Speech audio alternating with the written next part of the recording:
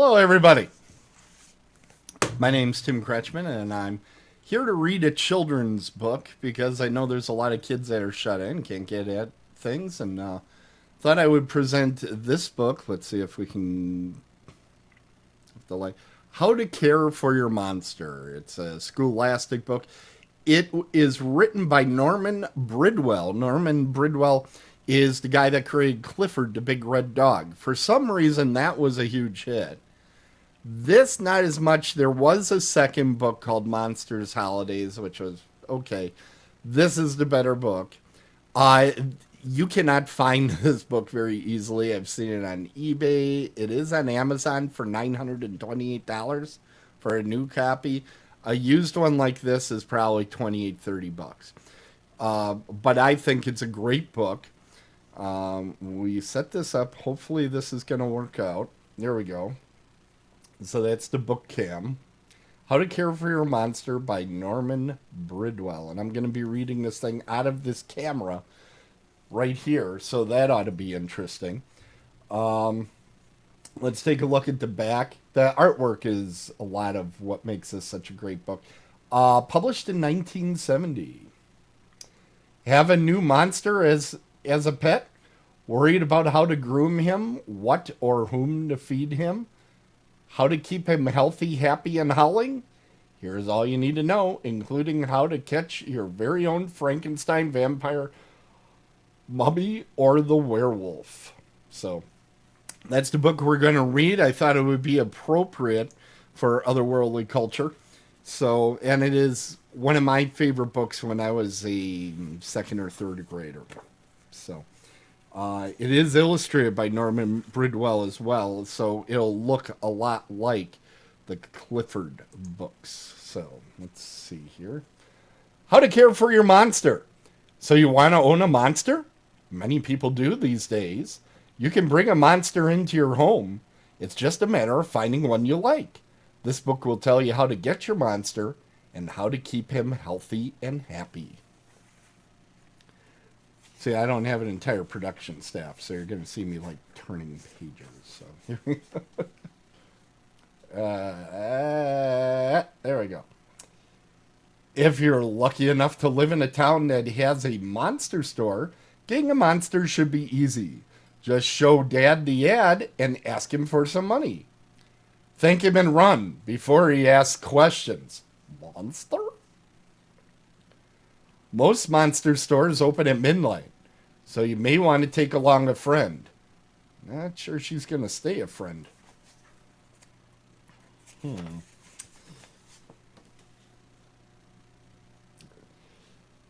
got to go backwards to get this in there. There we go.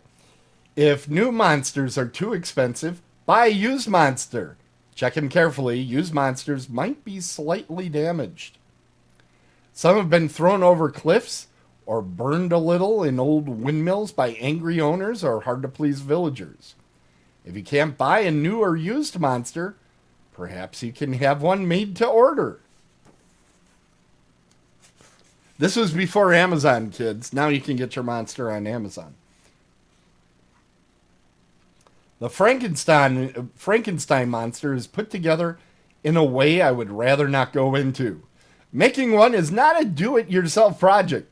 I suggest you ask your friendly neighborhood mad doctor for help. He'll enjoy picking up the pieces and putting them together, and he probably won't charge you, just the monster. Your friendly neighborhood mad doctor may already have a monster hidden somewhere in his office. Look around. If you find him and he likes you, he may follow you home. The monster, not the doctor.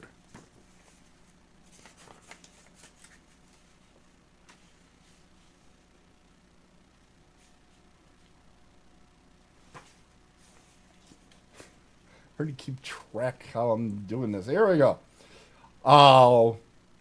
When you get your monster home, make him comfortable. Put him in a dark corner in the cellar.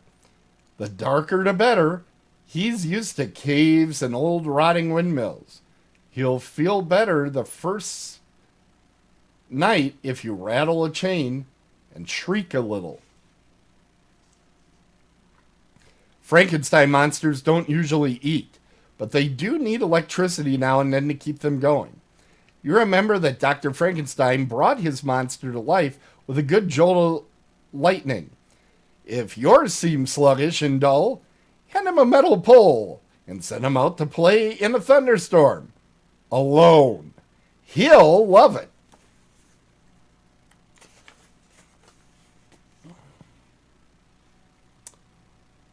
I don't need to tell you that plugging him into the home electricity can be dangerous.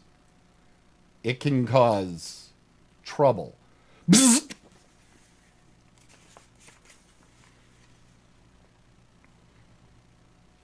Sometimes, after a really good thunderstorm, your monster may be overcharged. Help him get rid of his excess energy. Let him run the vacuum cleaner and other things. Another good way to work off his extra energy is to take him for a walk. He'll not like to go out in the sunlight. Understand his problem. Make it pleasant for him.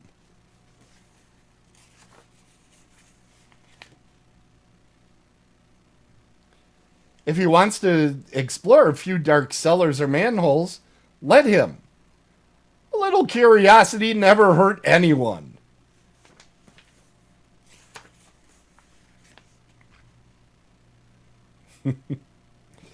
Okay, there we go.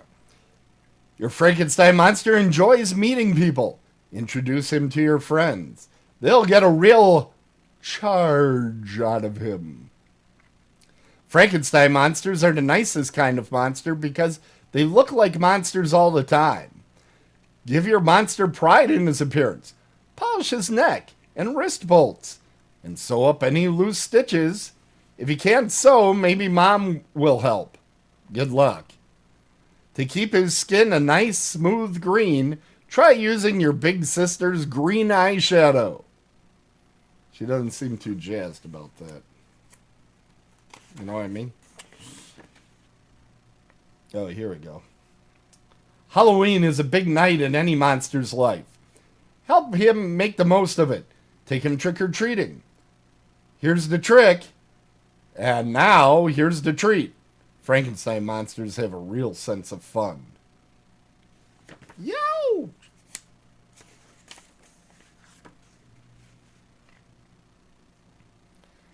Share your activities with your monster. After all, he is probably almost like one in the family. In fact, he's probably better than some of the family. He'll like to watch horrible, mean, nasty shows on television. Let him watch the news. Now we go, oh. Now we move on to another popular monster. I keep trying. I'm not very good at this part. I am not Vanna White. Here we go. Dig up a friend, a mummy. If your family is always telling you to turn down the record player and not to shout, giggle, or slam doors, then a mummy is the monster for you. He makes very little noise. They're also boring. I didn't like my mummy. Well, I like my mommy, not my... Anyway. Except at night. Then your mummy will go thumping, thumping across the floor, right over your family's heads. Well, that'll show them what noise really is. Where to find your mummy? If your local monster store doesn't stock mummy monsters, you have a problem. Unless someone in your family has stolen a mummy's hand. In that case, the mummy will find you. But don't count on it. Maybe you can get acquainted with a mummy in your local museum. You might also try looking through the museum's trash barrels. Perhaps an old used mummy is being thrown away. Great ideas for kids. Go through the trash at local museum. Or maybe you have a friend who is planning to visit Egypt soon. Ask him to pick up a mummy for you. Then you can be sure of having a genuine Egyptian mummy in the best of health. Mummies don't eat, but they do enjoy spices, and they need some balsam and aromatic gums now and then to keep them from crumbling. Save your old Christmas trees for the balsam. As for aromatic gums, try spearmint or juicy fruit.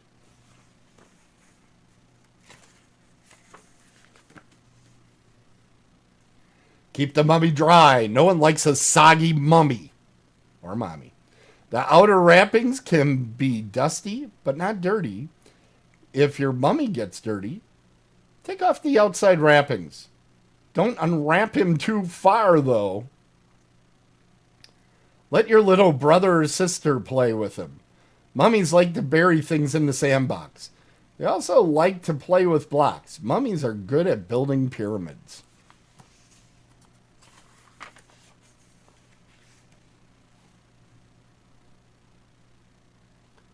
Mummies don't laugh or smile, but most of them are good-natured.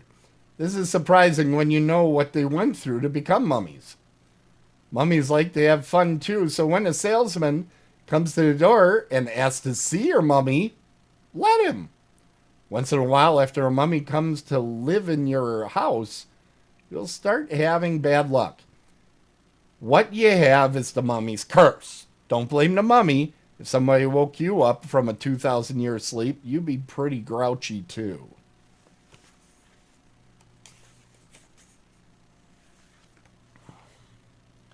Vampires, from bad to worse. Vampire fans find it a real challenge to have a vampire around the house. If you want to have a vampire without going to the monster store, try this. Just before dawn, when bats fly back to their caves, go out to the yard. Take a cap with you. When a bat flies by, shout, "Bat, bat, fly into my hat!" Throw the cap up in the air. If a bat flies into it, he will fall to the ground. Pop him into a cage and go back to bed. When the sun comes up, look in the cage. Maybe you'll have a bat.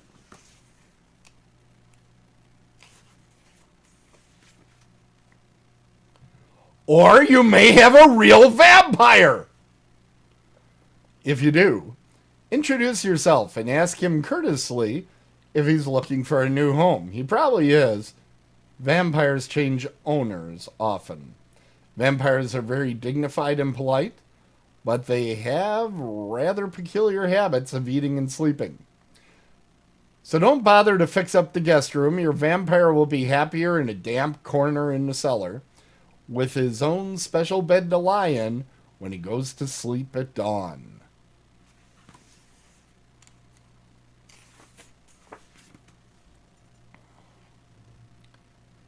This brings us to the fact that your vampire will want to sleep all day and play all night. Nighttime is the right time for him to play. Vampires enjoy a game of night baseball. As long as they are at bat. You know how they are about bats.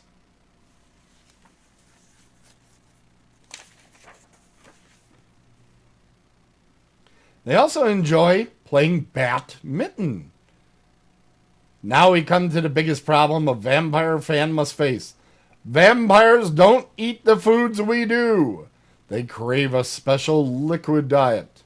So a vampire owner needs to have a large and understanding family and a lot of very good friends who will help out at feeding time. One person can't do it all alone.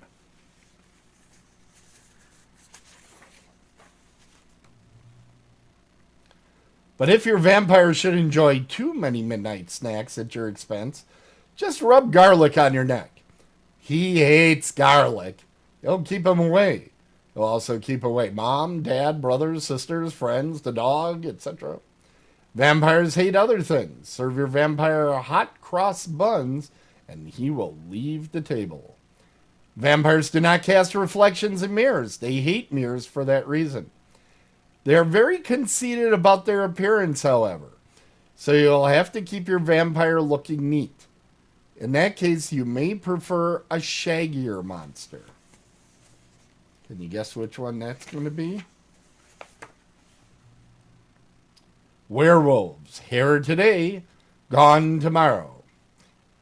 Now, if you want a werewolf, you have to face the fact that he's going to be a part-time monster. Most of the month, a werewolf will look like you or me. Well, me anyway.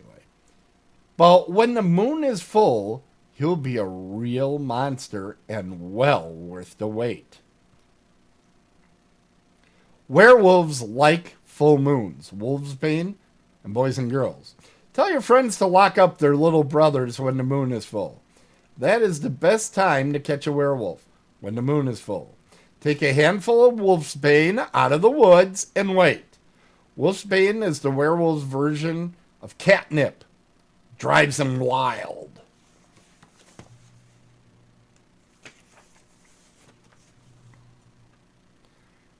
If you are lucky, a werewolf will soon come out of the woods to nibble the wolfsbane and howl at the moon. Don't try to reason with him, just slap a big cage over him. You can explain things later when the moon has changed. If you can talk him into staying, you and your friends will find he's a fun monster. Werewolves are not fussy about their appearance. The worse they look, the better. They usually come back from moonlight romps with their clothes all soiled with mud and grass stains and, oh, well, other things.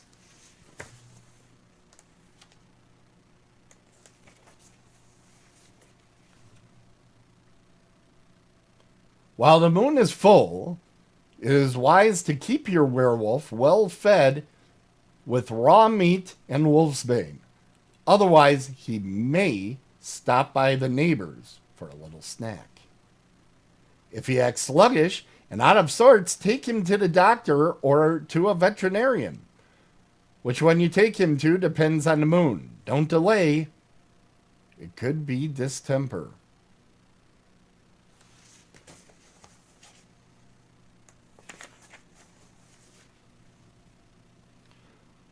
Or it could be someone he ate. Count your friends. Don't blame your monster. After all, you wanted a werewolf, and you got it. So, how do you have a monster show? How the gang's all hair.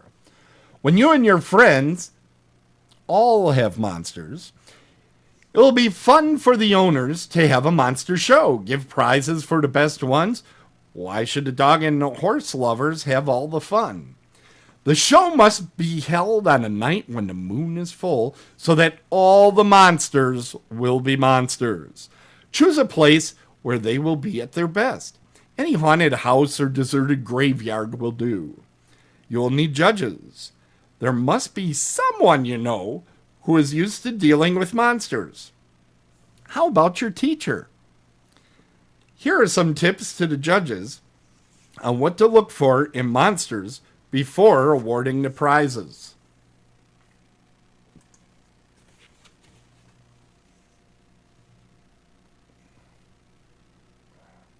It's glaring there. Come on. There we go. Frankenstein monsters should be judged for ugliness, size, surliness, and charm. The shine of their wrist and neck bolts, as well as electrodes on their heads, will be considered. So will the quality of the seam stitching. The best shriek will count points. Yeah, you can tell the winner or the loser in that one, that's for sure. Now, here's the mummy. Now, mummies get points for best wrapping, worst aroma, and the heaviest feet. Make sure the mummy thumps slowly and loudly across the stage. No tap dancing, please. Look at that guy. He's a mess. Ugh. Now, here comes the vampire. Vampires should look especially neat and dapper. Capes must be neatly pressed, but with just a hint of graveyard mold. He should be shiny and slicked down. Teeth must be sharp, and bite must be neat. Only 2 punctures per bite, please. Judges should look for an evil glare in the eyes. I think I know this guy.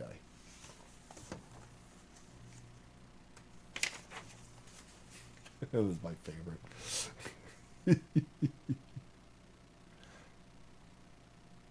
And there we go.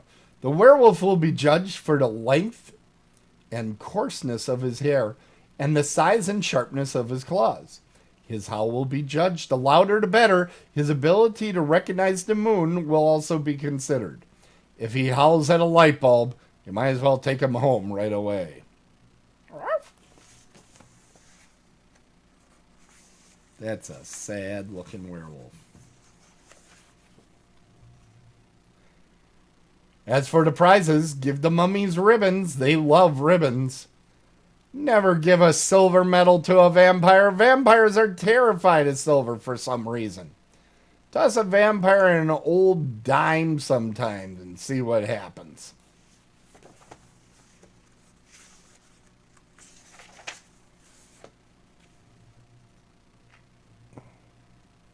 If a Frankenstein monster wins a prize, give him something he can use. Give him a trip to the power plant. Werewolves are always thinking of their stomachs. Give them a prize they can eat. Give them the judge.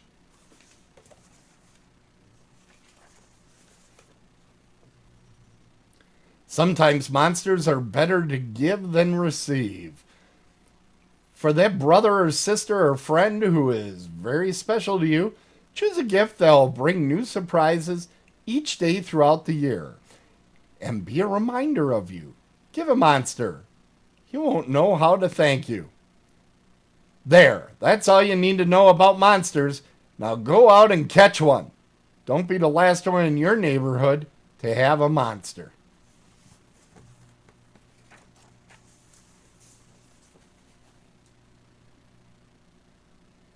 And that is How to Care for Your Monster by Norman Bridwell. One of my absolute favorite books. And now you know it too. And I think it's one of your favorites. Thanks so much for tuning in. Wish you all the best and have a wonderful week. And we'll talk again soon.